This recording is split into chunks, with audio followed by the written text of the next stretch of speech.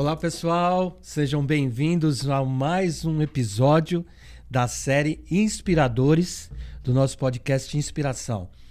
Antes disso, peço que você entre lá no nosso canal do Inspira Sucesso, dê um joinha lá, curta, compartilhe e inscreva. E hoje eu tô aqui, especial com a camisa do Juva, lá da Moca, em homenagem ao nosso convidado, mas já vou falar. Inclusive, o nosso pessoal aqui do suporte, nosso pessoal técnico, criou até um jingle especial hoje para o nosso programa. E eu vou tentar aqui, né? Não sei se eu vou conseguir, mas... E vai rolar a festa, vai rolar. O povo do Inspira mandou avisar. Com vocês... Anderson Festa! Aí, garoto! Onde ele chega tem festa, né, Anderson? É isso aí, Seja sempre alegria. Seja bem-vindo ao nosso podcast. Obrigado. Para nós é uma alegria e hoje uma festa ter você aqui com a gente, Anderson Festa. Cara, me fala aí, por que o nome Anderson Festa e quem é Anderson Festa? Legal. Bom, de primeiro lugar, agradecer a Deus por essa oportunidade. Por estar aqui contigo, pelo convite, é uma honra muito grande. E uma honra também levar um nome alegre desse, né? Um nome animado, né? Mas o Festa, ele é de origem italiana, né? Então, eu sou filho de italianos. Juventino da Moca. Empresa né? na Moca. Empresa na Moca, família da Moca. Então, e o nome vem, né, dessa origem italiana. A família desembarcou aqui no Brasil em 43, né? A família se dividiu em algumas regiões aqui no Brasil quando chegou, porque é uma família grande, né, lá da Itália. Antes de você falar da sua família, vamos falar o Anderson. O Anderson verdade. é pai, é esposo, então, vamos lá. Então, Anderson Festa aqui, pai do Enzo, né, da Gabriela, marido da Silene, né, esposo da Silene. Hoje empresário, né? Atualmente estou empresário, né? E é isso aí. Qual que é a empresa? A Maglog. Cada minuto, R$5.000. Fala aí um pouquinho da empresa. Eu estou, né, como empresário na Maglog Transporte e Logística. Né? Nós somos um operador logístico aqui da Moca, né? Voltado, especializado para logística de giro e para a última milha da entrega. Legal. Né? Então hoje o nosso forte é a distribuição São Paulo e todo o processo de armazenagem, gestão de estoques e por aí vai. E assim, né? Eu conheço o Anderson lá da Associação Comercial da Moca, né? Isso aí, Distrital Moca, né? Para não fugir. E eu olhava o Anderson assim, né? Olhando o comportamento dele, eu falei, esse cara é especial. E de vez em quando ele soltava uma pérola. Eu falei, opa, esse cara tem alguma coisa de bom. E vai conversando. E semana passada eu tive lá na empresa dele, visitando para tomar um café. Fiquei encantado com a empresa, encantado com a história.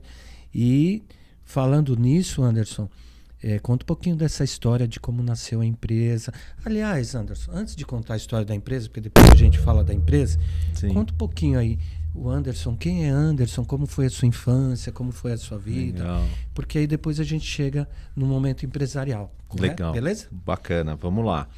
Então, voltando um pouquinho, como eu falei, sou de origem italiana, né? Então, a família, quando desembarcou aqui no Brasil, foi trabalhar já no segmento de transportes, né? Tudo começou, na verdade, com o meu nono, né? O meu nono, ele foi mateiro. Né? Mateiro, o significado da Itália, era um comerciante, né, que intermediava entre a compra e a venda. Ele era aquela pessoa que fazia a intermediação do negócio. Ele era um intermediário. Hoje seria um trade. Seria um trade, exatamente, é isso aí. Então ele unia, né, a demanda de quem queria comprar alguma coisa de fora, né, com quem lá fora queria vender aqui para o Brasil. E é interessante, né? Antigamente você via muito a palavra marreteiro, que eram os caras que pegavam caminhãozinho, né? Começou lá com a carroça de pegar as coisas e levar, e depois caminhãozinho. Exato. Né? Tem histórias de grandes empresários que faziam isso. Mas o seu avô fazia de outros países, né, cara? Fazia de outros países. O meu avô, ele fez 16 vezes Brasil Itália, né, de navio, ao contrário, perdão, ele fez 32 vezes Brasil e Itália de navio e 16 vezes Brasil e Estados Unidos. Olha que louco. Então, fazendo exatamente essa intermediação, e o foco dele eram produtos comercializados na zona cerealista.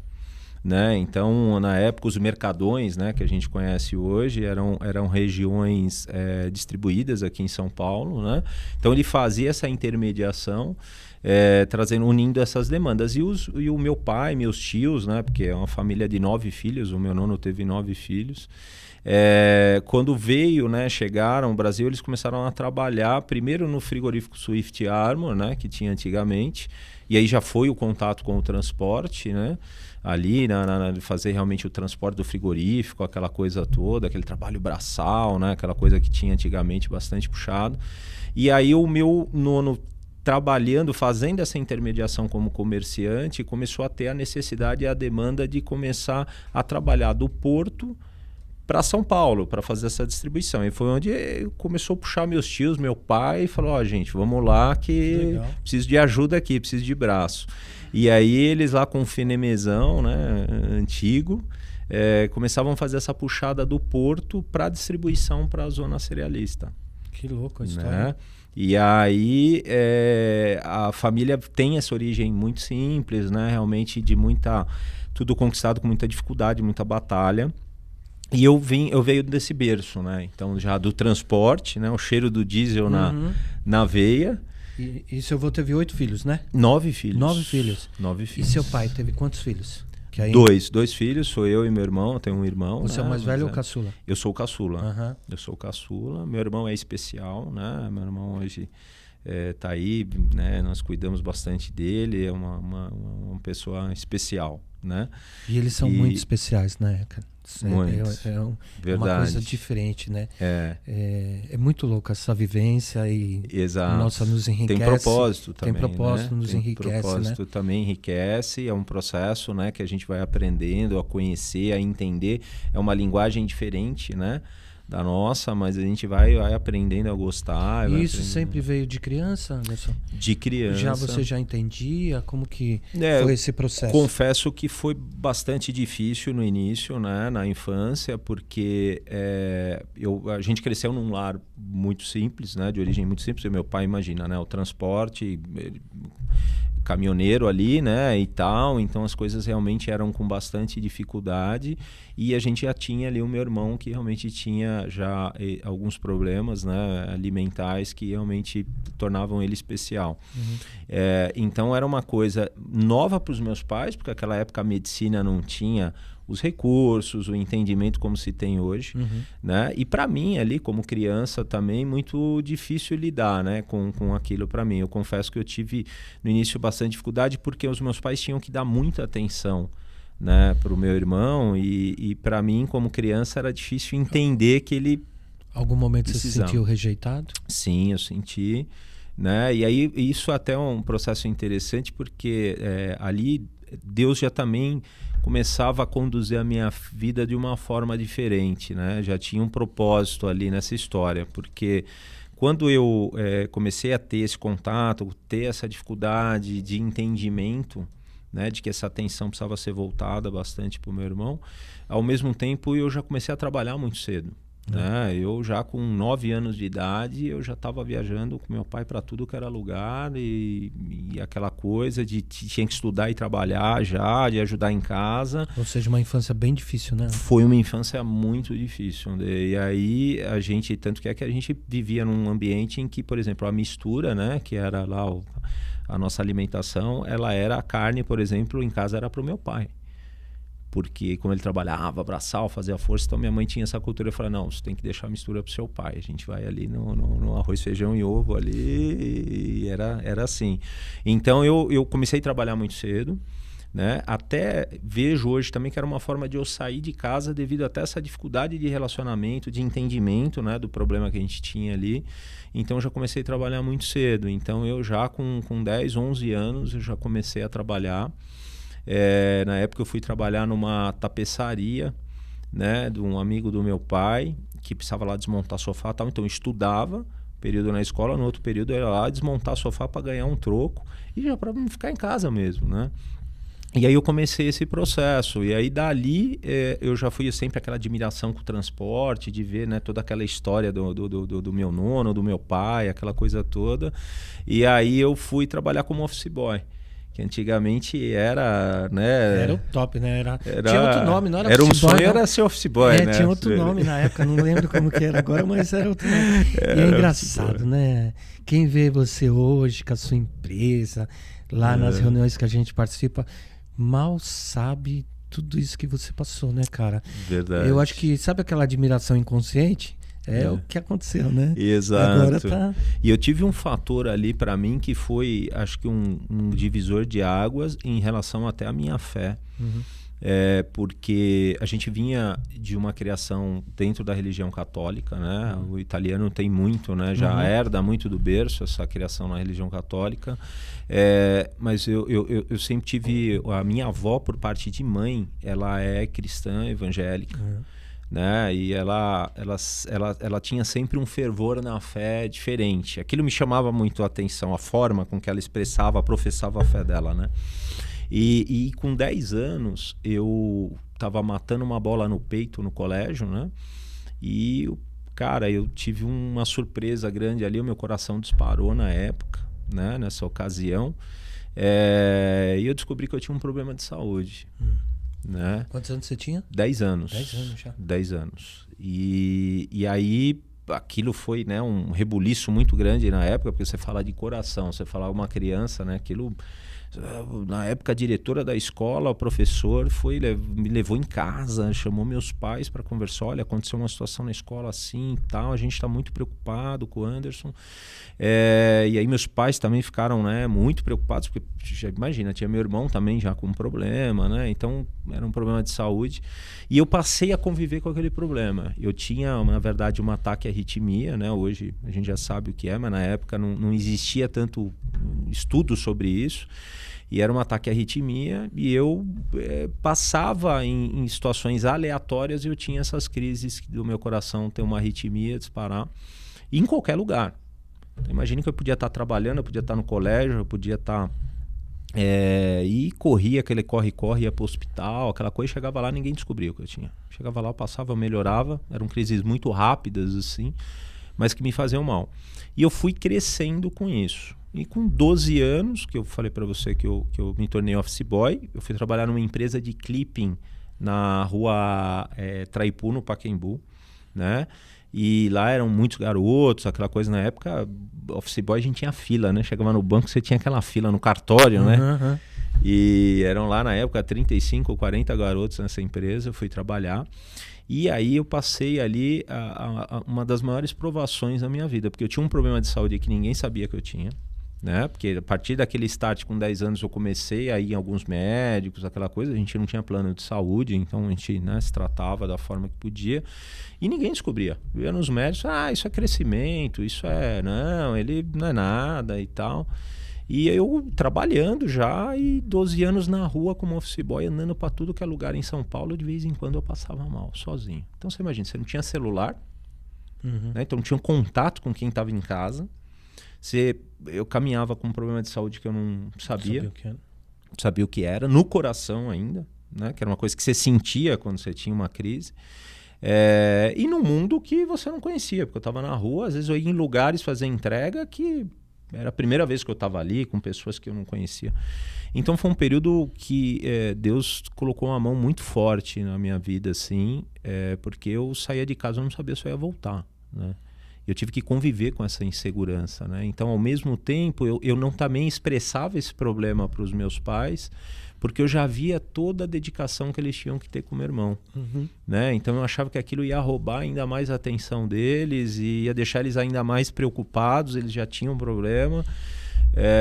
E meu pai tinha uma expectativa comigo muito grande, porque com meu irmão, por já ter esses problemas, então meu pai também transferiu uma expectativa em relação a mim muito grande, de ser aquela pessoa que tem que batalhar, trabalhar, tem que ter sucesso, tem que buscar o seu lugar ao sol. E eu achava e via aquilo que o meu problema de saúde podia ser um problema. Eu ia te perguntar justamente isso, Anderson. Para uma criança vivenciar tudo isso, você teve muita pressão na tua vida, né? E desde criança. Foi Sim. e ainda seu pai te pressionando, isso te causou, hoje você sendo adulto, Sim. na época talvez você também não tinha essa noção, isso te causou algum problema emocional, de muita cobrança, insegurança, Sim. ou fez você, tem a palavra que fala tirar proveito do fracasso, né? Sim, sim. Ou fez você vencer tudo isso por causa dessa cobrança? Eu tinha, assim, inseguranças, eu tinha muito medo. Eu tinha medo de morrer mesmo, sabe? Era um medo muito grande que me acompanhava todos os dias. Ao mesmo tempo que eu falo que realmente era a mão de Deus, porque eu sentia, ao mesmo tempo que eu tinha essa insegurança, eu tinha esse medo, né? Como qualquer, ainda mais como criança, né? Ou adolescente ali, eu tinha uma força de vitória muito grande, eu tinha um desejo de vitória muito grande, e vitória na vida mesmo, sabe? Então, ao mesmo tempo, aquilo era uma mola propulsora ali para eu buscar, eu tenho que fazer a coisa certa, eu tenho que dar exemplo para meus pais, eu me cobrava muito. A sua resiliência era muito forte, né? Muito forte, muito forte. Então eu aprendi, né, a lidar, fui criando mecanismos e ferramentas ali, emocionais para eu ir lidando com as minhas inseguranças e ao mesmo tempo, por um outro lado, isso é positivo porque eu amadureci muito cedo. As coisas para mim na minha vida aconteceram muito cedo, me forçaram a amadurecer muito cedo também, né? Então a partir dali eu fui trabalhar nessa empresa, atravessei esses problemas, essas dificuldades, e aí comecei ali a desempenhar a minha carreira. Eu sempre fui muito fã de automobilismo. Né? Eu sempre fui um cara assim apaixonado por automobilismo, e essa paixão também vem do meu pai. Meu pai era um cara, né, fanático pela Ferrari, italiano, mas ele tinha uma coisa diferente, ele não abria mão de torcer para a Ferrari, mas o piloto de coração era o Senna. Ayrton Senna era um piloto que emocionava meu pai. Eu via meu pai assistir as corridas dele e chorar. Assim, aquilo e aquele fervor que ele tinha pela torcida, né, do piloto e do automobilismo como um todo, também me cativou muito, sabe? Então, a corrida era uma coisa que me motivava, porque eu via ali, eu passando toda aquela dificuldade, aquele momento de vida, eu também encontrava no automobilismo uma forma de ver pessoas que davam certo, que enfrentavam dificuldades e que, né, uma referência de sucesso. Uma referência de sucesso. E o Senna foi muito isso, né, para nós, né? E o Senna foi muito. A gente cresceu vendo as corridas do Senna, né? Foi. A gente dia da morte, ainda era jovem. Isso, a gente cresceu vendo as vitórias, vendo aquela dificuldade, que ela levantava a bandeira do país com aquele orgulho, né, com aquela coisa. Isso me inspirou muito. E olha como essas coisas se cruzam na nossa vida, né? Olha como Deus, ele é maravilhoso, né? Como ele faz as coisas se cruzarem, né? Eu crescendo com esse problema, trabalhando bastante. Nessa empresa que eu fui trabalhar, era uma empresa de agenciamento de imprensa. A gente entregava clipping. Clipping, para quem não sabe, era aquela matéria que saía no jornal, revista, exatamente. Né? Não é clipping de... Não. Era uma matéria, né, que saía, a empresa contratava essa empresa com a qual eu trabalhava para gerar matérias que falavam daquela marca, né? E aí a empresa fazia esse trabalho, né, em datilografia, era datilografada, as reportagens eram coladas, né, tiradas do jornal, coladas numa folha, um papel timbrado, era feito ali uma resenha, né, e era entregue para a empresa. E a gente fazia esse trabalho de entregar. E aí, olha que coisa impressionante, né? Eu fã ali de Ayrton, crescendo com aquela situação, eu descobri nessa empresa que eu fui trabalhar que eu ia atender o escritório da família Senna. Um belo dia, encarregado me chamou e falou: Anderson, você vai ficar com um setor aí para fazer a entrega, e esse setor você vai atender lá na Rua Colômbia, nos Jardins, a Audi Senna Import, que era o escritório de importadora da família Senna, quando o Ayrton trouxe a Audi para o Brasil. Né? E nessa ali... época você tinha quantos anos? Eu estava com 13 anos. 13 anos já? 13 anos. Olha que experiência fantástica, hein? Fantástica, já trabalhando. E aí eu fui ali fazendo as entregas, comecei a ter contato com os funcionários, o pessoal da família ali, que era um escritório todas as quartas-feiras lá na Rua Colômbia, entregar o clipping. E eu entrava lá e ficava apaixonado. Era o lugar que eu mais gostava de ir. Né, pelo fã, pela história, por tudo. Lá eu encontrava muitas vezes lá um acalento, uma coisa assim que me abraçava quando eu chegava lá, sabe? E aí, numa dessas oportunidades, que foi muito engraçado, era um dia que inclusive eu tinha passado mal, assim, na rua. Eu tinha tido uma crise de arritmia. E eu cheguei lá, eu tava, né, cabisbaixo, eu tava muito ressentido. E aí eu cheguei e tava tendo um evento lá, né? Um evento para lançamento de um carro, né? E nessa ocasião, quando eu cheguei, a secretária na época do Leonardo Senna, do irmão do Senna, que era a Renata, chegou para mim e falou assim: Anderson, tem uma surpresa para você. Hoje você vai realizar o seu sonho de fã. Eu falei: por quê? Hoje o chefe está aqui. Hoje o Ayrton está aqui. Eu falei: sério? Porque ele viajava o mundo inteiro. Dificilmente ele estava lá no escritório. Eu falei: não acredito. Ela falou: pois é, hoje é seu dia de sorte. Você quer entregar em mãos o clipping para ele? Olha. Eu falei assim: olha, eu gostaria muito. Ela falou: então faz o seguinte. Aí o coração... Coração ali, a emoção foi a mil, né? E aí eu falei: bom, agora foi prova de vida, né? Foi teste para cardíaco, né? E aí eu cheguei lá e fiquei no cantinho tal, e fiquei esperando ele sair. Tava aquela badalação toda, né? Tinha uma reportagem, aquela coisa toda. O escritório ficava em cima, o showroom era embaixo, e eu ali aguardando ele sair de um corredor de escritórios ali para... E aí deu um minutinho lá, daqui a pouco ele vem na minha direção, né, com um smoking e tal, bacana, né? A Betise Assunção, na época, que era a assessora de imprensa dele, que é casada com o Patrick Head da Williams até hoje, e o irmão dele. Então os três vieram assim na direção, e eu, aquele jeito, né, acanhado, aquele garoto lá de calça jeans, camiseta furada, mochilinha nas costas, e vendo o cara que era a minha inspiração, né, cara? Para tudo aquilo que eu passava e tudo mais, né? E aí ele veio tal, ele olhou para mim assim e me impressionou muito a humildade com que ele olhou. Eu ia te perguntar, ele era humilde mesmo? Muito, muito, porque ele olhou para mim, ele estava num momento se preparando para um evento, ele poderia passar por mim ali e não me dar qualquer atenção, né? Ele teve a sensibilidade de parar, falar com a secretária, ela falou: olha, seu Ayrton, aqui é o Anderson Festa, ele entrega nosso clipping aqui todas as quartas-feiras, ele que entrega seu agenciamento de imprensa e tal. Aí na época até a assessora de imprensa dele falou: que bacana, você que trabalha lá naquela empresa tal. Você falou: sou eu mesmo, tal, você que entrega pra gente. Obrigado, muito bom, vocês são sempre muito pontuais, fez um elogio pra empresa lá, né? E aí ele virou pra mim e falou: olha, garoto, não se impressiona não, porque eu fiquei olhando pra roupa dele, né? Eu nunca tinha visto um smoking na minha vida, né, com 13 anos. Ele falou assim: olha, não se assusta não, porque eu me sinto bem ou dentro de um macacão ou com uma camiseta e uma calça jeans como você tá. Ela que me força a usar esse tipo de roupa aqui, né? Ele falou: escuta, garoto, você gosta de carro? Eu falei: gosto. Ele me pegou pelo braço assim, me levou para um parapeito que tinha lá, né, que a gente conseguia ver os carros no showroom.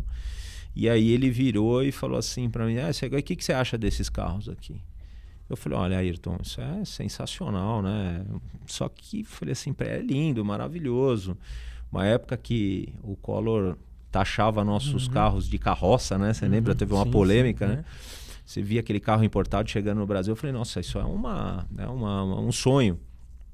E eu falei: mas isso é fora da minha realidade. Falei para ele, né? Eu acho muito bonito tudo, mas isso está totalmente fora da minha realidade. Ele falou: aí que você se engana.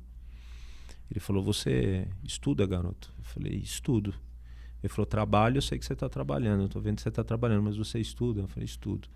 Ele falou: então tá bom, você confia em Deus? Eu falei: sim. Ele falou: então eu vou te falar uma coisa, se você batalhar muito, se você trabalhar muito, você querer muito isso, você estudar e você confiar muito em Deus, você pode ter isso e muito mais, sabe? E ele apertou as minhas mãos ali, me deu um autógrafo, e aquilo, o Demi, entrou assim na minha alma, né? E naquele momento também ele virou e falou assim, uma coisa que me impressionou, que foi muita humildade da parte dele. Ele virou e falou assim: você já almoçou, garoto? Eu falei assim: olha, não, mas meu almoço está aqui, porque naquela época a gente não podia levar marmita na mochila, porque azedava, não tinha onde esquentar e tal. Então o que eu fazia? A gente matava a passe, que fala, né? Então, a gente pulava algumas conduções, eu andava a pé, e para matar conduções, para trocar a cartela de passe da CMTC, né? Quem não sei se tem alguém que vai nos ouvir que conhece, né? Que isso denuncia idade, né? Mas eu matava a passe da CMTC para trocar por bolacha e Fanta Uva, que eu adorava Fanta Uva. E aí eu falei para ele: tá aqui, né? Mostrei, abri a sacola lá, mostrei, né, a bolsa. Ele falou: não, mas isso não é almoço, pô. Eu falei: não, mas esse é o meu almoço, tal. Ele chamou a secretária e falou: olha, Renata, chama o chefe aqui e dar tudo que esse garoto quiser do coquetel para ele, né? E aquilo que sim foi uma coisa para mim que me marcou demais. O chefe veio lá e trouxe aqueles pães de metro, aquela coisa maravilhosa, abriu minha mochila cheia de envelope para entregar, enfiou aquele monte de pão de metro lá dentro, e um monte de Coca-Cola e tal, e cara, aquele foi um dos melhores dias da minha vida, virou festa. E aquele dia eu recebi de Deus uma mensagem, uma carga, né, diferente, uma energia positiva, mas uma emoção muito grande ali. Uma mensagem, para mim foi uma mensagem de Deus naquele momento, que era o momento que eu mais precisava receber uma mensagem, uma orientação, um direcionamento, e aquilo serviu como um combustível para mim, né? E a partir dali eu não parei mais, eu fui buscar, eu continuei estudando, trabalhei bastante. Ô Festa, antes de a gente dar continuidade então, sim, tem uma câmera ali, sim, que fala direto para quem está nos assistindo. Tá. A gente está passando um momento muito difícil hoje, principalmente com jovens, adolescentes. Sim. Nossa, é uma preocupação muito grande, né? Os seus filhos têm quantos anos? O Enzo tem 8 anos e a Gabriela 19. Olha, a Gabriela já é uma moça. E esse período que eles estão vivendo hoje na adolescência, no jovem, está sendo muito difícil para eles. Verdade. E você, assim, superou teus grandes desafios. O que você gostaria de falar para esses jovens?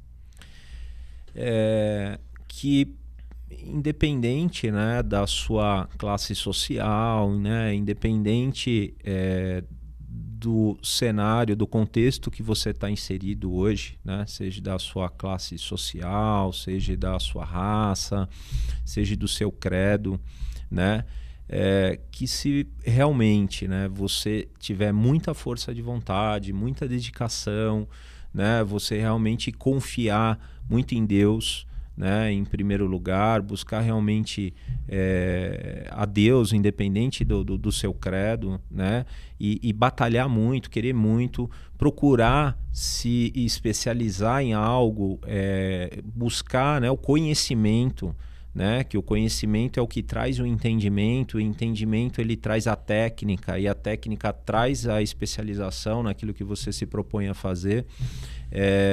Que você realmente vai crescer na vida, você aproveitar oportunidades, sempre fazer além do que te pedem, né? Nunca se limitar àquilo só que é passado, mas procurar dentro de qualquer coisa que você for fazer, do trabalho mais honesto que seja e mais humilde que seja, você procurar sempre entregar além do que te pedem, né? E não parar de buscar o conhecimento, de buscar o entendimento, para que você possa crescer dentro daquilo que você conhece, confiando em Deus, trabalhando bastante, se dedicando, que você vai chegar lá, você vai crescer e vai chegar lá. Show. Fala, eu tive essa experiência, né? Fala pra ele lá, eu tive, né? É verdade. E agora, aí eu descobri porque que quando eu abro o seu WhatsApp tá um capacete do Senna ali agora. Revelado segredo, né? Eu falei, cara, por que esse cara, né?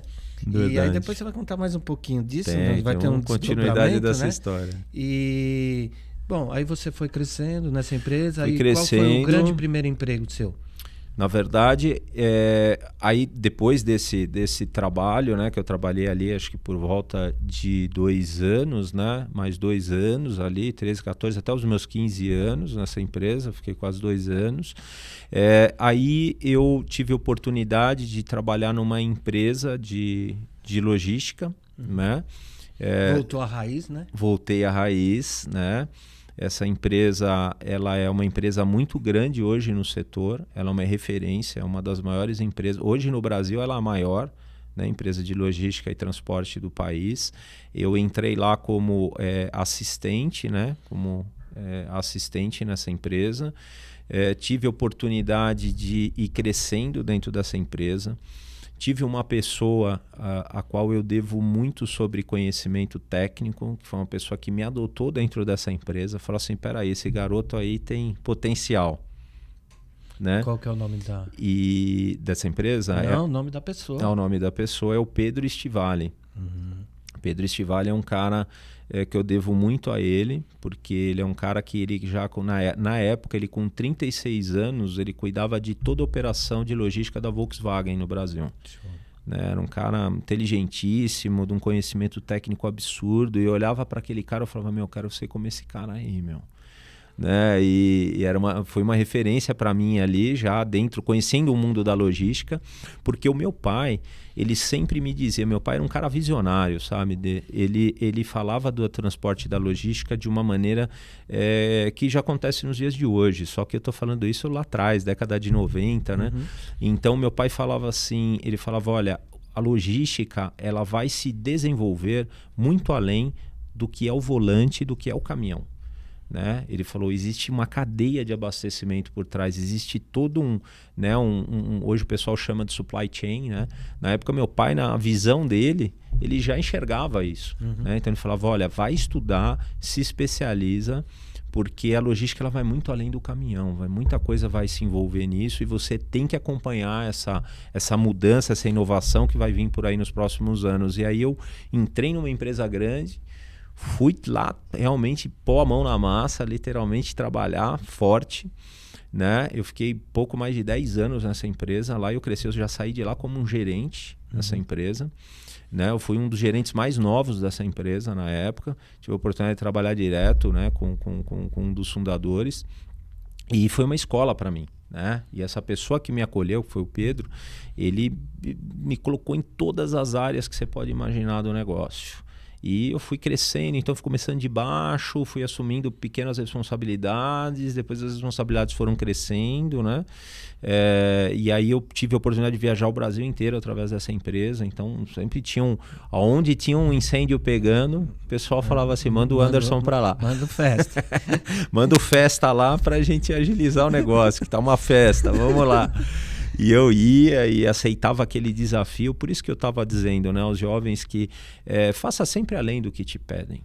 Porque eu acho que uma das coisas também que foi ali uma virada de chave para a mudança de nível na minha vida foi porque tudo aquilo que eu recebia de demanda, né, de missão ali, eu nunca reclamava, eu nunca perguntava o que eu ia ganhar para fazer aquilo.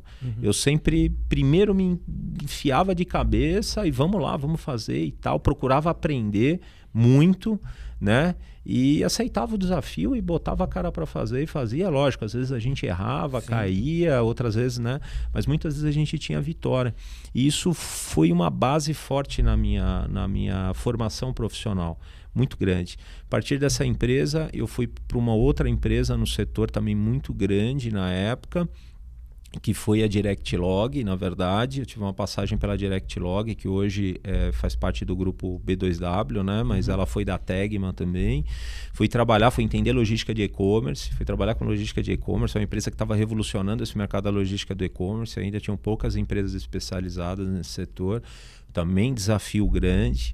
Né? Fui lá aprender processos, conhecer como que é essa logística do mercado eletrônico, que naquela época, sei lá, acho que era 1% do mercado do varejo, né? Hoje já responde por 15% ou mais. Então, quer dizer, ali também foram experiências grandes. E ao lado de tudo isso, em paralelo com tudo isso, foi também a minha formação profissional, né? Que eu vivia num ambiente muito competitivo, né, nessas empresas, né? Então eu via que a formação acadêmica era uma coisa que era necessário. Então eu fui ali buscar, me formei em administração de empresas, né? Me formei em logística empresarial. Existia um curso super concorrido no IMAN, Instituto de Movimentação e Armazenagem em São Paulo. É uma empresa que existe até hoje, mas hoje ela está mais voltada à consultoria. Na época ela era um instituto mesmo para logística de formação profissional. Aqui na região ali do metrô Santa Cruz, e era um sonho de quem estava na logística naquela década, naquela região, era entrar nessa escola, né? Nessa faculdade, que era uma faculdade de logística. Foi a melhor faculdade de logística que teve no Brasil, que era um curso de 3 anos, não era nem tecnólogo, já era graduação, e aí era muito concorrido. Participei do processo, consegui passar entre acho que os 4 primeiros na época. Show. Eram 180 vagas só, e eu passei lá em 4º, fui fazer logística, tinha feito já administração de empresas e comecei a fazer as especializações para a área técnica, porque eu sempre trabalhei na área de operações e depois comecei a trabalhar na área de projetos, foi a área que eu me identifiquei. Né? Então, dentro da logística, me apaixonava entrar em cenários que eu tinha que mudar o cenário. Então era mobilizar uma filial, desmobilizar, comprar veículo, né? Fazer a transformação do veículo que a gente fala, né? Quando a gente tira um caminhão, diferente de um carro de passeio, um caminhão quando ele vem para a empresa, ele é cru, né? Você tem que transformar ele para a aplicação do teu negócio, daquilo que você vai fazer. Então fui aprender muito sobre isso, aprender sobre todo o processo logístico, armazenagem e tal. Então, ou seja, eu fui buscando especializações na área, depois fui fazer um MBA em projetos na FGV, né? E aí ali também fiz outros cursos voltados para essa parte de gestão de projetos, tudo mais, para ir me especializando. Em né? que momento, Anderson, teve aquele bichinho do empreendedor, veio, mordeu e falou, agora eu vou ter minha empresa.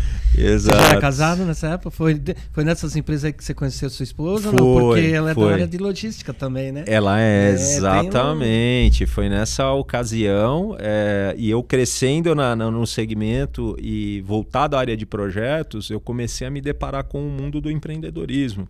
Porque na área de projetos você está sempre sendo desafiado a criar, desenvolver, entregar soluções, né? Independente de onde. Então eu comecei a ter insights, comecei a ter visão do mercado e entender nichos do mercado também, né? Deficiências e desafios. E aí foi quando em 2014, depois de já ter passado por essa carreira como executivo, né? Nessas empresas, nesses grandes players do mercado, aí eu tive uma visão de um nicho que faltava um operador logístico de giro, né? Um operador logístico de last mile, de última milha, de distribuição urbana, porque até então a gente vinha de um processo da década de 90 para cá, dos grandes operadores logísticos se instalarem no entorno de São Paulo, né? Levado pelos benefícios fiscais, por mudanças, né, no mercado, eles se instalaram no entorno. E aí, só que todo mundo precisa distribuir em São Paulo, né? Então, ou seja, teve um crescimento demográfico na região da Grande São Paulo muito grande com essas empresas, uma infraestrutura logística muito precária na parte de malha viária, né, para você poder estar fazendo escoamento do abastecimento na cidade. Com isso surgiram os desafios, mas também as oportunidades. E aí foi em 2014 que eu já conheci a minha esposa do segmento também, né? A gente se encontrou nessa história toda aí. A gente trabalhou em empresas concorrentes e depois nós nos encontramos numa empresa que foi o Grupo Luft, que foi a última empresa que eu trabalhei como executivo antes de montar a Maglog. E a gente se reencontrou nesse processo, né? E ela era uma profissional que eu sempre respeitava muito, mas a gente brigava muito também, porque a gente concorria profissionalmente. E a gente se reencontrou no Grupo Luft na ocasião e aí foi uma coisa muito especial, né? Foi uma das melhores coisas que aconteceu na minha vida. Também foi uma bênção de Deus, também um propósito ali, porque a Silene é uma pessoa também que me ensinou muito naquela fase de vida, naquele processo que eu já trazia comigo, né? Foi uma pessoa que agregou muito para o meu crescimento, para a minha maturidade como ser humano, como homem, como pai, né? Também. E aí a gente ali juntos, tal, entendendo essa necessidade do mercado, esse nicho. Aí eu falei para ela, eu vou primeiro e depois você vem comigo. E aí E como surgiu o nome Maglog? Maglog, tradicionalmente no setor do nosso segmento de transporte e logística, é muito comum as empresas, os fundadores usarem o sobrenome, usarem o próprio nome, né? Como o nome da empresa. E aí a gente buscou uma identidade que tinha a ver com o nosso DNA. Nosso DNA sempre foi muito de inovação, projeto, desenvolver coisa nova, né? Criação. E aí eu falei, vamos de MAG, tem a ver com o que a gente tem um conhecimento muito bom no segmento, né? Pô, conhecimento é magistratura, né? Porque quando você é magistrado em algo, você tem a arte do conhecimento, né? Você é especialista no conhecimento. Então MAG vem de magistratura logística. Então o Maglog hoje o MAG de magistratura logística. Legal. Então foi aí que veio o nome. E é legal, né? Porque fui lá conhecer, vocês desenvolveram o seu próprio sistema de logística, né? Exato. Processo, método, fantástico. Exato. E inclusive até a questão da sua entrega lá naquele meio de eu não sei como que se chama lá o veículo que vocês desenvolveram. O triciclo, lá. Né? É muito interessante. A Maglog era, como eu falei, uma empresa que já nasceu com um propósito de facilitar a logística urbana, né? De ser uma empresa que torne a vida das pessoas melhor em termos de logística urbana, de entrega, de escoamento da cadeia de abastecimento, né? Viabilizar essa logística de uma forma melhor para a vida das pessoas. E para isso, né, a gente foi criando ferramentas, né? Então a gente foi se especializando nisso, né? Então a gente foi criando processos, sistema próprio, o nosso jeitão de operar, a nossa forma de fazer de uma forma especializada, porque a gente entendia, né, nesse mercado que existiam muitos generalistas e muito poucos especialistas. Então a gente pegou essa perna da distribuição urbana e se especializou. E aí começamos a desenvolver equipamentos, processos, ferramentas para facilitar isso. E o Triciclo é um desses projetos. Legal. A gente criou um triciclo, né, em parceria com a Honda, com uma outra empresa de implementos de São Paulo, para ser um veículo facilitador no escoamento do trânsito urbano, voltado para a grande cidade, aqui para a capital, que ele tem agilidade, ele oferece segurança para o condutor, porque hoje no processo com a moto você tem muito acidente envolvido, você luta contra o tempo, você expõe o condutor também, né? Você expõe também a sociedade e o meio em que você está inserido. Então, o triciclo é um veículo sobre 3 rodas, que ele dá estabilidade, né? Ele respeita a legislação de trânsito, né? E ele oferece consumo baixo com produtividade alta. E agilidade, né? E muita agilidade na entrega. Porque né? a gente tá falando da última milha aí, é trânsito, né? É trânsito. Então você trouxe uma solução, cara, fantástico. Exato. E aí a Mag hoje é Maglog, Magdoc, me explica como que é. É isso aí.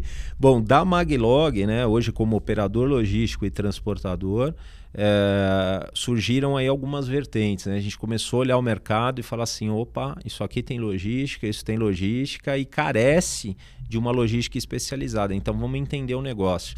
E aí foi quando surgiu, né, uma iniciativa de a gente projetar a empresa para os próximos anos, pensando já em realmente numa expansão como segmentação de negócio. Então a gente foi estudar alguns mercados, entre eles onde a gente se especializou é a Mag Storage, uma empresa que nasceu de demanda logística, porém o que é a Mag Storage, né? Hoje a gente entende na logística urbana que é uma procura muito grande por espaços, porque hoje as residências, as empresas estão diminuindo de tamanho e estão tendo necessidade de guardar seus ativos, seus materiais, né, diretos ou indiretos, e aí veio a ideia, né, a inovação de fazer um storage com logística. Porque os storages tradicionais hoje eles são autosserviço, né? Você guarda, você mesmo. A gestão. Nossa solução é pegar toda essa expertise logística, tecnologia, sistema, processo, conhecimento, transferir para esse storage urbano onde a pessoa não vai botar a mão em nada. Ela vai usufruir de um serviço logístico com atividade fim de guarda pelo tempo que ela precisar daquele produto, daquele ativo, daquele volume, daquele documento, daquela situação toda, né, do material, mas ela vai ter toda a comodidade que ela não precisa pôr a mão em nada. Legal. Junto disso veio a Magdoc voltada para armazenagem e digitalização de documentos. A Magdoc, ela que hoje também ocupa um grande espaço nas empresas, né? Exatamente. E aí a gente vai encontrando pessoas no caminho, né, também, que a gente vai falando, pô, esse cara podia fazer parte do time, esse cara podia estar junto com a gente. E na Magdoc a gente teve também essa feliz surpresa. Você tem um sócio lá, isso? Nós temos um sócio hoje, que é o Edson, né, Gomes, que está com a gente, e ele tem já um conhecimento muito bacana, muito grande na área de digitalização de documentos, e a gente fez essa junção de logística com armazenagem e gestão de informação de documento. Surgiu a Magdoc. Então hoje a empresa tem 3 unidades de negócio hoje que podem atender a cadeia do cliente de uma forma muito abrangente, completa. Para fechamento e realização total, o Instituto Ayrton Senna hoje é um cliente, né? Exatamente. E aí nesse processo que começou lá atrás, mais uma vez aí por uma obra de Deus aí, né, por um propósito, aquela história que aconteceu lá atrás se fundiu, né, num determinado momento aí, onde eu estava num encontro de negócios aí voltado para logísticos, né, para empresas de logística. Tive a oportunidade de conhecer o diretor de negócios do Instituto Ayrton Senna, que é o Thiago Fernandes. Procurei o Thiago no LinkedIn depois, né?